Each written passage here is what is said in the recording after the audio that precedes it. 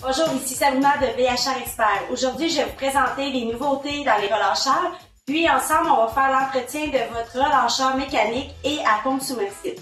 Merci, bon visionnement!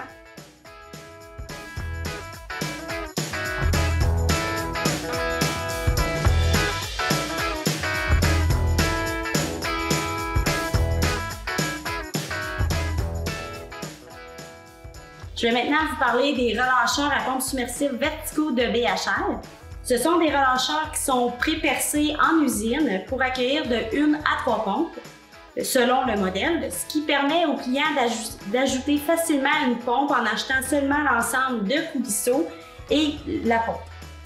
Ce sont des relâcheurs qui sont munis de coulisseaux de stainless, ce qui permet le retrait rapide de la pompe pour le lavage. Aussi, ce sont des relâcheurs qui peuvent être munis de flotte ou de sonde selon les préférences du client.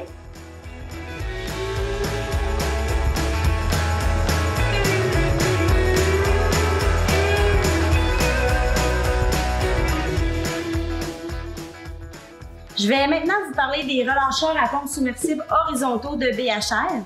Ce sont des relâcheurs qui sont pré-percés pour accueillir de 1 à 4 pompes selon la grosseur du relâcheur. La tuyauterie est entièrement en stainless sur ferrule qui est fabriquée ici même à l'usine. Ce sont des relâcheurs qui sont idéaux pour les sucreries avec une faible pente ou qui peuvent être installés directement sur un bassin. Il contient 2 gicleurs qui peuvent être activés sans arrêter la pompe vacuum pour le nettoyage.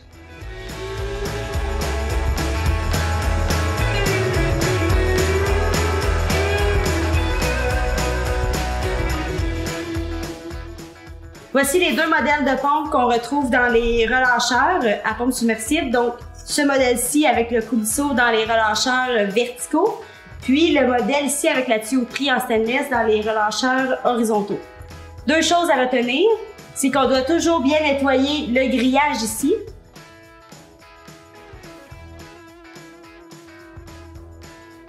Puis, s'assurer que le petit trou qu'on voit ici n'est pas bloqué par de la saleté, ce qui peut empêcher la pompe de se recharger. Et ici, le petit trou dans les modèles de pompe horizontaux.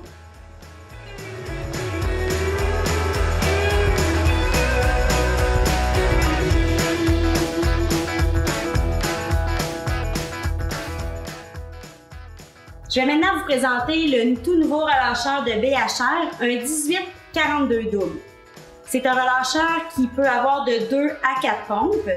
Les pompes sont tenues par des coulisseaux de stainless qui empêchent que les pompes se dévissent lors de la vibration. Les sorties, c'est des sorties de 4 pouces qui empêchent la glace ou la slush de s'accumuler dans le collecteur. C'est un relâcheur qui est offert avec un cadre et un système de lavage entièrement en stainless et qui peut être inversé tout dépendamment de l'installation chez le client, tout comme les sorties que l'on retrouve au bout du relâcheur. C'est un relâcheur qui est offert avec des sondes. On a aussi le système alternance qui permet d'actionner les pompes une à la fois lors des petites coulées ou les 2 en même temps lors des coulées plus abondantes.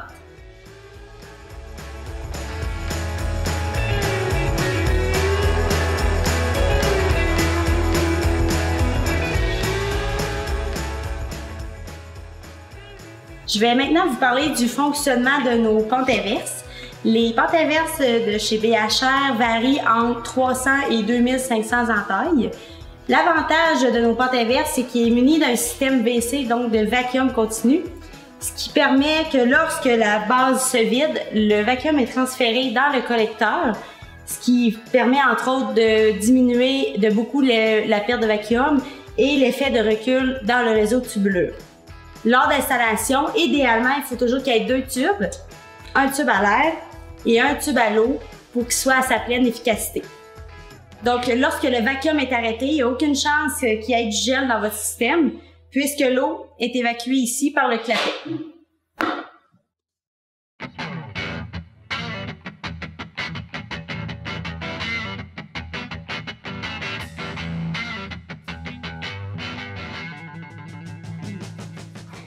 Je vais maintenant vous montrer comment faire l'entretien de votre relâcheur mécanique qui doit être fait à tous les années pour que son efficacité soit au maximum. Donc maintenant, pour faire l'entretien de votre relâcheur mécanique, vous allez avoir besoin d'outils, dont une paire de pinces, une clé 7/16, une clé 3/8, de la graisse alimentaire, de l'huile pour O-ring, toujours de grade alimentaire, et de l'alcool. Pour commencer, on va tourner la tête pour avoir un accès plus facile au cylindre.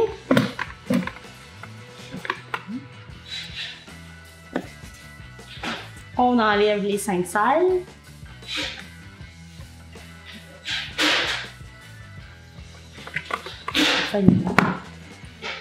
On vient retirer ici la barrure qui tient la pine. On retire la pine.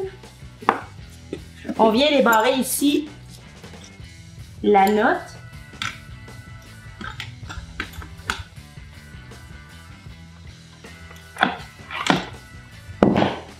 Voilà. Puis, on dévisse simplement le cylindre.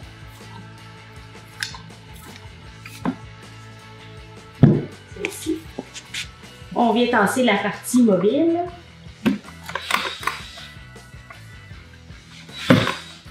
Puis, on nettoie avec de l'alcool pour retirer toute la graisse.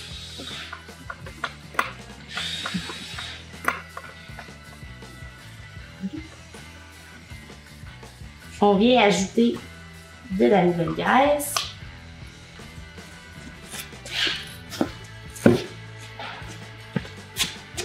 Juste ici. Ensuite, on vient vérifier que le glissement se fait bien. Puis, on vient s'assurer qu'il n'y ait aucun espacement ici entre les deux pièces mobiles. Si c'est le cas, on doit prendre un tournevis étoile, puis venir visser simplement la petite vis ici.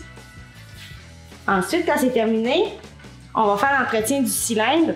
On vient retirer le cap. On nettoie l'intérieur.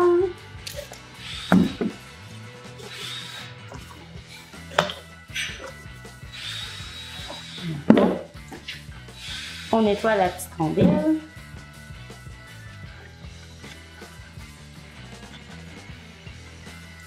On s'assure que les U-cups sont toujours en bon état. Puis, on vient remettre de la graisse.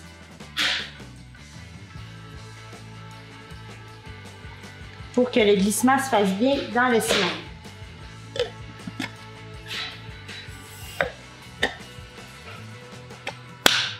Voilà. Pour terminer, on vient revisser le cylindre à sa position du départ.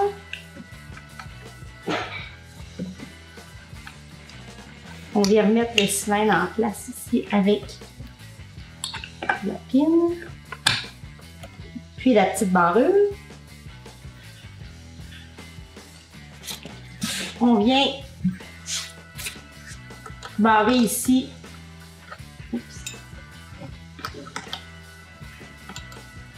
La note. Voilà. Puis, on vient remettre en place les tuyaux 5/16, toujours en croisée. Donc, celui qui est à gauche, venir l'installer à droite. Celui qui est à droite, venir l'installer à gauche. Maintenant, pour faire le nettoyage ici, on vient encore une fois enlever 5/16. On vient débarrer avec la clé 7/16 ici en arrière.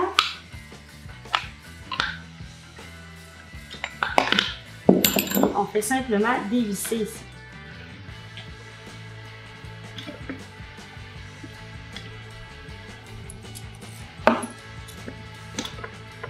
Encore une fois, on vient nettoyer avec l'alcool.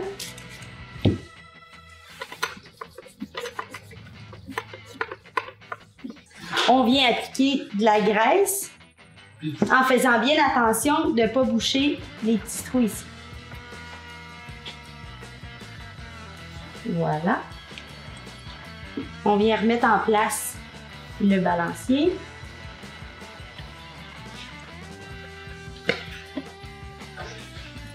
On vient visser.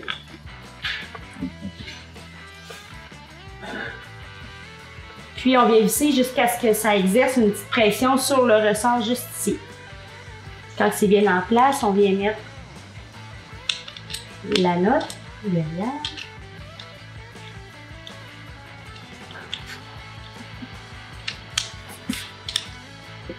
Voilà. Puis on vient la barrer.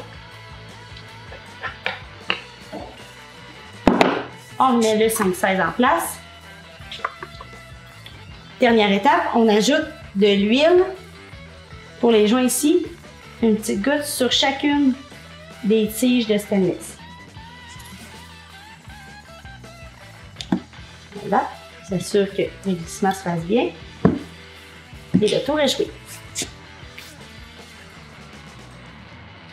Donc, c'est ce qui conclut notre présentation. Si vous avez des questions, n'hésitez pas à contacter votre représentant le plus près ou nous appeler directement ici à l'usine.